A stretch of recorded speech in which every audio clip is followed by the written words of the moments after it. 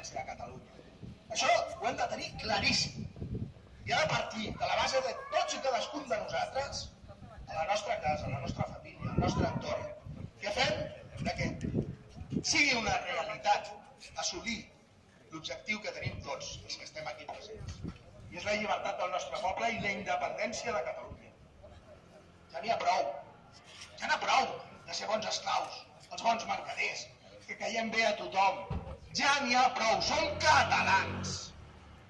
I hem de demostrar el que som i que volem i que defensarem la nostra identitat, la nostra forma de ser, el nostre idioma i la nostra llibertat. Ja n'hi ha prou.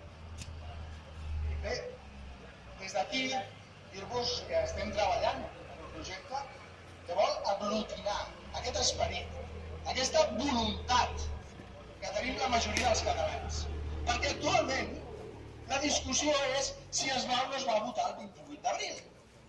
La discussió és què hem d'anar a fer a Espanya. Què anem a fer a Espanya? Anem a votar a les eleccions franceses? Anem a votar a les eleccions italianes? Oi que no? No som espanyols. No som espanyols, som catalans. Ja n'hi ha prou. I és increïble veure com els partits polítics catalans estan discutint qui va primer a les llistes el 28 d'abril, si es presenta o no es presenta la CUP, si va o no va aquest, primer, segon o tercer. De què estem parlant?